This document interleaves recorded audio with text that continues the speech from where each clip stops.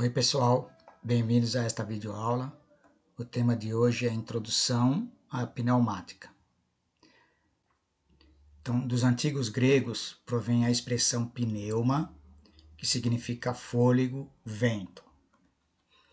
Derivando da palavra pneuma, surgiu então, entre outros, o conceito de pneumática, que é a ciência que estuda o movimento dos gases e fenômenos dos gases. Mais especificamente, nós vamos trabalhar com ar pressurizado. Se a gente fizer uma comparação qualitativa em termos de força, velocidade e precisão entre a área mecânica, a elétrica, a hidráulica e pneumática, nós temos que com a mecânica a gente consegue boas forças, a pneumática a força é limitada. Nós vamos ver mais detalhes mais à frente. Hidráulica, a força é ótima, grandes forças. Elétrica, a gente vai usar mais para comando e controle. Normalmente a elétrica está associada à mecânica. A gente consegue construir sistemas mecânicos com ótimas velocidades. Pneumática, boas velocidades. Hidráulica, baixas velocidades.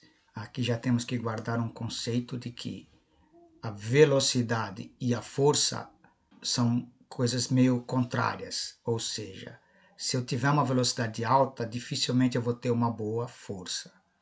Agora, se eu tiver uma grande força, normalmente eu vou ter uma baixa velocidade. Em termos de precisão, os sistemas mecânicos a gente consegue ótimas precisões. Em pneumática, a precisão é bem limitada. E a hidráulica, a precisão já é boa. Se a gente fizer uma comparação quantitativa, em termos de transmissão de energia, a hidráulica é limitada e muito cara. Elétrica é bem rápida e atinge longas distâncias. Então é corrente elétrica, né? Então o elétron consegue percorrer caminhos gigantescos, né? Em termos de pneumática, é limitada e lenta. Distância econômica, ou seja, quando eu construir um sistema hidráulico, um sistema elétrico, um sistema pneumático, será que eu posso fazer esse sistema, um sistema pneumático, por exemplo, com 10 km de distância? Então aqui nós vamos ver que a distância econômica, sistemas hidráulicos, no máximo 100 metros. Em termos de elétrica, não. Elétrica a gente pode, as distâncias não têm limites. A pneumática, mais ou menos 1 km, tá? Então, até 1 km a gente pode construir um sistema pneumático. Em termos de velocidade de transmissão, a hidráulica, aproximadamente 50 milímetros por segundo, ou seja, ela é lenta. Elétrica, velocidade do elétron. Transmissão, 300 mil km por segundo. Pneumática, mais ou menos 2 metros por segundo, podendo chegar até uns 4 metros por segundo. Em termos de rotações, a hidráulica é limitada, a elétrica a gente consegue boas rotações, e a pneumática a gente consegue ótimas rotações, até 500 mil RPM.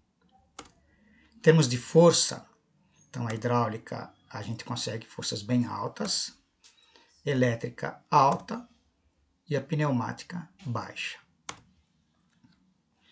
Em 1652, um cientista francês chamado Blaise Pascal enunciou um princípio muito importante dentro da física, que ficou conhecido como o princípio de Pascal.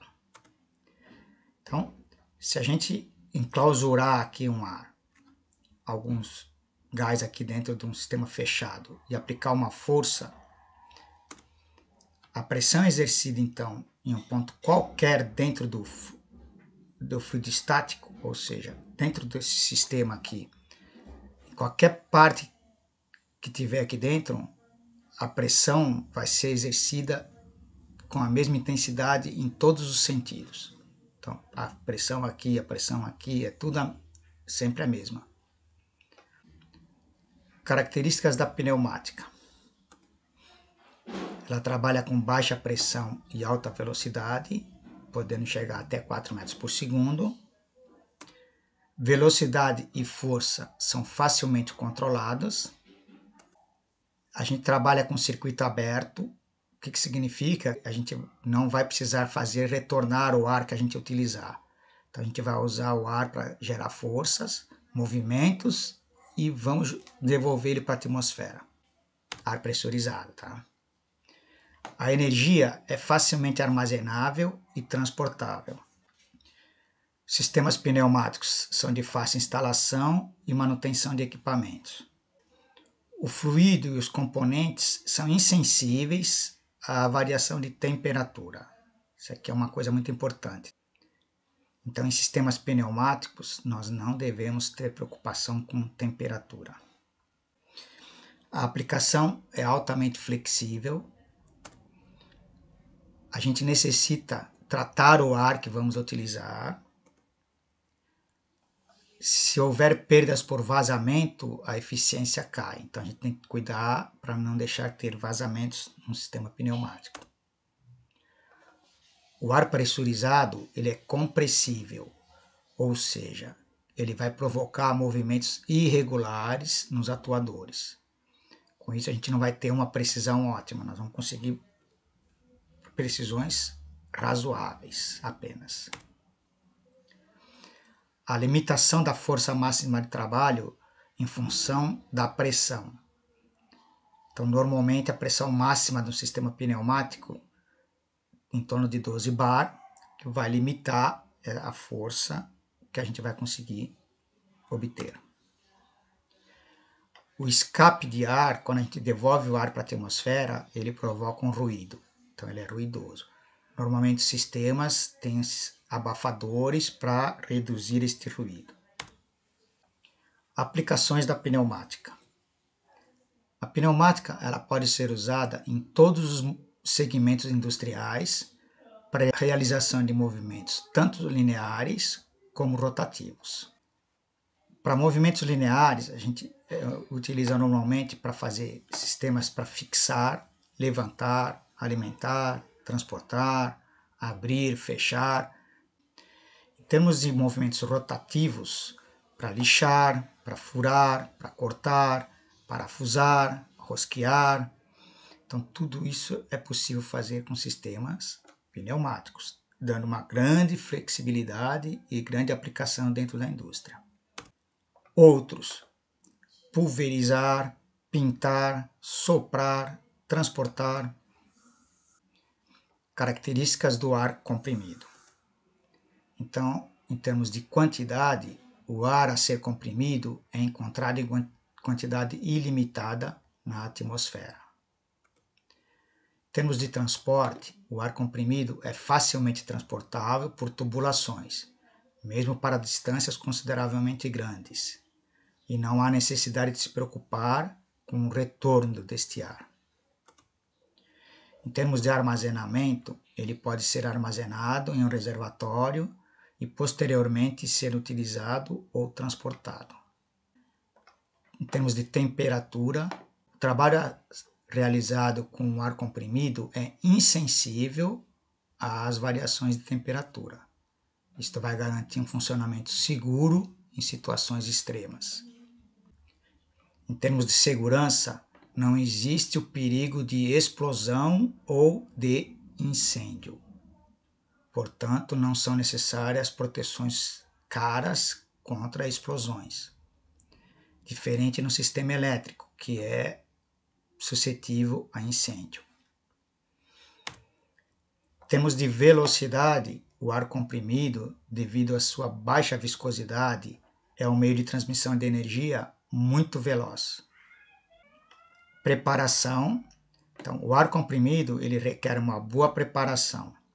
Impurezas de umidade devem ser evitadas, pois elas vão provocar desgaste nos elementos pneumáticos. Em termos de limpeza, o ar comprimido é limpo, mas o ar de exaustão dos componentes libera óleo pulverizado na atmosfera. Isso aqui são sistemas mais antigos, tá? Sistemas mais modernos, não se usa mais óleo para lubrificação, tá? Então hoje são graxas especiais e o óleo foi eliminado. Então só sistemas mais antigos que existe ainda óleo.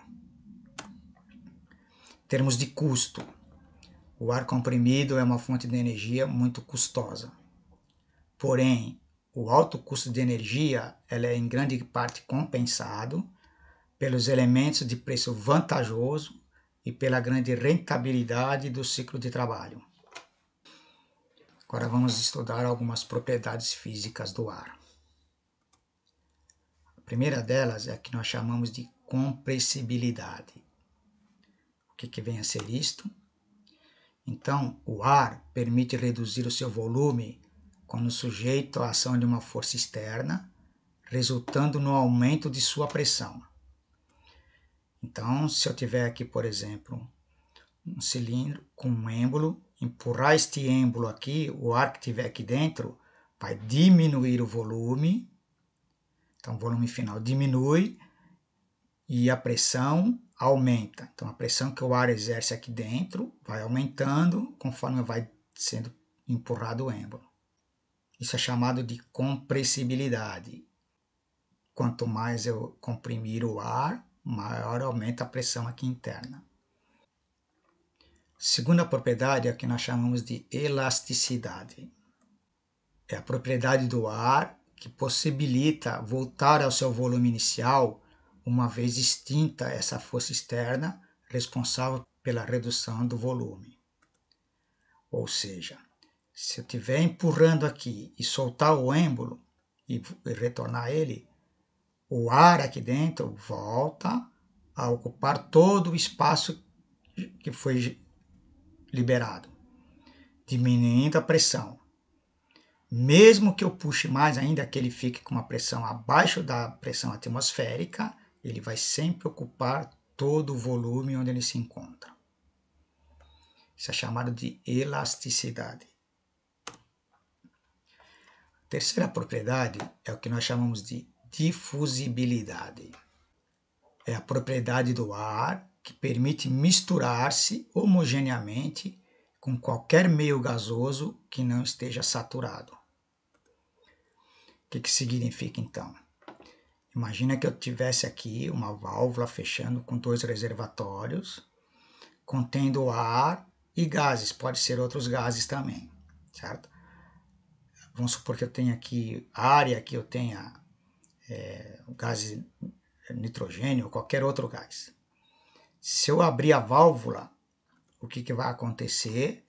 Nós vamos ter uma mistura homogênea dos dois fluidos. E se for ar com diferentes pressões, eles vão ficar com a mesma pressão e se misturar de forma homogênea. Isso é chamado de difusibilidade. Expansibilidade é a propriedade do ar que possibilita ocupar totalmente o volume de qualquer recipiente, adquirindo o seu formato. Então imaginemos o seguinte, que eu tivesse aqui, o ar pode ser em estado natural ou comprimido, e uma válvula fechada, e que eu tivesse aqui, por exemplo, vácuo. Ao abrir a válvula, o ar ele vai se expandir, assumindo o formato dos recipientes, ou seja, ele vai ficar de forma homogênea e ocupar todo o volume. Isso é chamado de expansibilidade. Então, aqui ele ocupava somente esse volume, essa mesma quantidade de ar agora ocupa todo este outro volume. Em termos de peso, então o ar ele tem peso. 1 litro de ar ao nível do mar ele vai pesar uma grama mais ou menos, né? 1,293 gramas ou 0,001293 quilogramas. Então, aproximadamente 1 grama. Isso num litro de ar. Outra propriedade é que o ar quente é mais leve que o ar frio. Pressão atmosférica. Se a gente sabe que o ar então tem peso, nós vivemos sob esse peso desde que nascemos. A atmosfera então exerce sobre nós uma força equivalente ao seu peso, mas não a sentimos, pois ela atua em todos os sentidos e direções com a mesma intensidade. Esse fato é denominado pressão atmosférica. Então aqui, se a gente for ver, a pressão atmosférica está exercendo força em todos os sentidos, sobre uma residência, sobre um muro, sobre nós. Qualquer objeto que estiver na atmosfera vai receber uma pressão devido a esta atmosfera. A pressão atmosférica ela varia de forma inversamente proporcional à altitude considerada. Ou seja, ao nível do mar, a pressão atmosférica é considerada como uma atmosfera e equivale a 1,033 kg-força por centímetro quadrado. Aí se a gente for olhar aqui, né? Então, ao nível do mar, essa vale uma atmosfera. Se a gente estiver no nível acima do nível do mar, a pressão vai diminuindo, e abaixo do nível do mar, a pressão vai aumentando. Então, se a gente for mergulhar no mar e for indo para o fundo do mar, a pressão vai aumentando, e se a gente subir lá para os Andes, lá, a pressão vai diminuindo. A tabela abaixo apresenta a variação da pressão atmosférica em relação à altitude. Isso aqui nós não precisamos nos preocupar em guardar, basta apenas termos a noção, então, que na altitude de 0, que é a nível do mar, ela vale 1,033 kg-força por centímetro quadrado. A 900 metros, ela diminuiu para 0,925. A 1.000 metros, a 10.000 metros, a 10.000 metros a pressão já está em 0,27 kg-força por centímetro quadrado. Pressão manométrica. Então, a pressão manométrica é aquela que se lê nos instrumentos de medição, que são chamados de manômetros. E a pressão absoluta é a soma da pressão manométrica com a pressão atmosférica. E quando apresentamos a pressão absoluta, acrescentamos o símbolo A após a unidade. Por exemplo, PSI-A significa que é pressão absoluta. A gente não trabalha muito, nós trabalhamos normalmente com a pressão manométrica, que é o que o instrumento vai indicar. O que vem a ser então a pressão? É a relação entre a força dividido pela área onde esta força está sendo aplicada. Então, pressão, força dividido por área. Quais são as unidades de pressão? Nós vamos trabalhar com bar e quilograma-força por centímetro quadrado. Pode ser também atmosférica, mas nós vamos trabalhar com essas duas, mais quilograma-força por centímetro quadrado e bar. No sistema internacional, a pressão é dada em Pascal, que corresponde a tantos newtons por metro quadrado. Mas não é usual em pneumática trabalharmos com essas unidades, porque elas apresentariam um valor muito alto. Então a gente trabalha mais com essas duas unidades. Na unidade inglesa é o PSI. PSI, a gente vai falar alguma coisa porque é a unidade que é calibração de pneus em postos de combustíveis. Então, normalmente, quando a gente vai lá, vai calibrar o pneu, a gente coloca lá 30. 30 o quê? É 30 PSI, tá? Então, a mais usual é bar e quilograma-força por centímetro quadrado. E lembrando que um bar vale 1,013 kg-força por centímetro quadrado. Nós vamos adotar, para facilitar nossos cálculos, que 1 bar vai ser igual a 1 kg força por centímetro quadrado. Quando nós fazemos essa aproximação, nós temos um erro de 1,3%, ou seja, um erro muito pequeno, que para nossos cálculos não vai afetar em nada, tá? Então, nós vamos sempre adotar 1 bar aproximadamente igual a 1 kg força por centímetro quadrado. Aí tem uma tabela aqui se eu quiser fazer conversões, né? Então é mais para, se houver uma necessidade, né? A gente tem que lembrar que algumas que vão ser interessantes, ó. 1 bar corresponde a 0,1 megapascal, ou seja, é 100.000 pascal. Por isso que a gente não trabalha com pascal em pneumática, tá? Algumas unidades importantes, por exemplo, ó, saber que 1 bar é mais ou menos 14,5 PSI. Ou seja, se eu calibrar o meu pneu com 29 PSI, eu estou colocando aproximadamente 2 bar, que é o normal de um pneu de carro, tá? O que vem a ser vazão? Então, vazão é um volume deslocado por uma unidade de tempo. Ou seja, vazão é volume dividido por tempo. Quais são as unidades de vazão? Litros por segundo, litros por minuto. Nós vamos trabalhar mais nessa unidade aqui, tá? Litros por minuto. Metros cúbicos por hora. Em sistemas pneumáticos, instalações pneumáticas, normalmente a gente calcula em metros cúbicos por hora, mas em sistemas isolados assim de bancadas, nós vamos trabalhar muito com litros por minuto. Metros cúbicos por minuto são menos usuais. Os mais usuais é litros por minuto e metros cúbicos por hora. Cerramos então aqui essa nossa videoaula, onde fizemos uma introdução a sistemas pneumáticos, para dar algumas noções básicas. Espero vê-los numa próxima. Até mais.